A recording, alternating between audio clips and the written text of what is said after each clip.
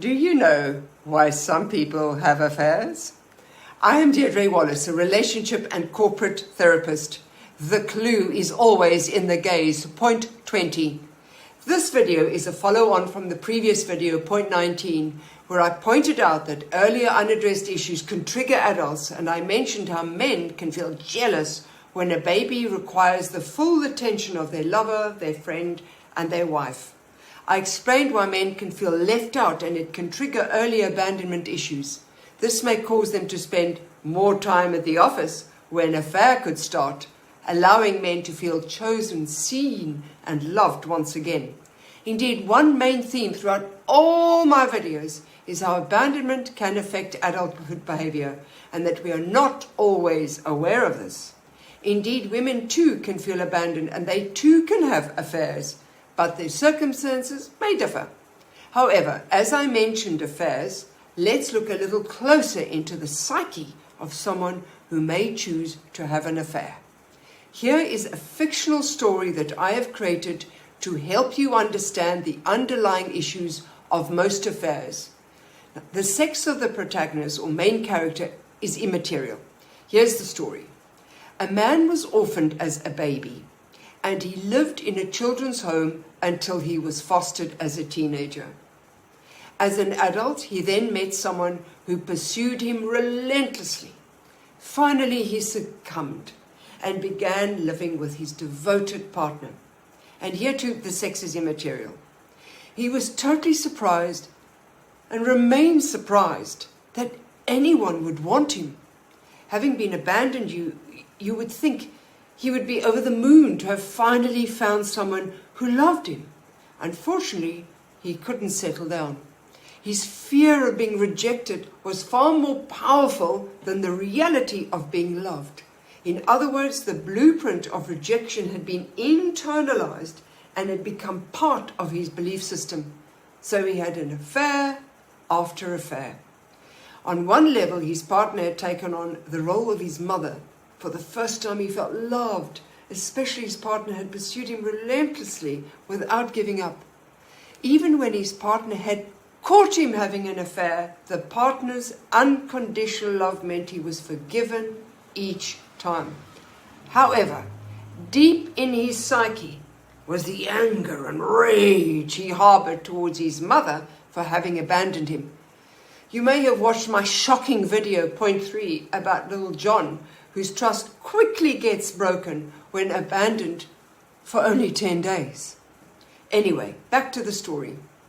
So each time he had an affair, it was like he was unconsciously getting back at his mother, symbolized by his devoted partner. He didn't realize that what he was doing was that by attacking his committed partner, he was actually acting out his rage towards his mother. However, on another level, he deeply needed to be loved, but fearing that he would once again be abandoned, he set up the affairs. It's a case of, if you abandon me, then at least I have someone else to go to. Or simply put, before you abandon me, I'll abandon you. Through his fear of intimacy, he tried to warn his partner via his affairs not to come in too close.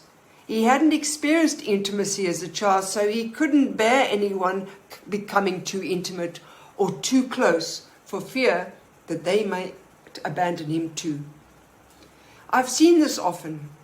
Not being able to commit to one person is often the direct result of a fear of close intimacy, an intimacy that he had not received as a child. Having not been held and loved and nurtured, an intimate bond would be very scary, and intimacy with another human being would feel odd. But I digress. So back to the story. Sadly, 10 years later, his partner died, leaving him utterly devastated. What he had feared had finally come true. He had lost what he so dearly wanted. You see, affairs are often just another way of keeping intimacy at bay, because we all have realized that after leaving our mother's womb, that we will never have our mothers to ourselves 24/7 ever again. And in this we learn that intimacy can imply abandonment. And how we process this reality will determine how we manage our relationships in adulthood. However, not everyone who is abandoned goes on to have affairs. However, it is certainly a very important reason why.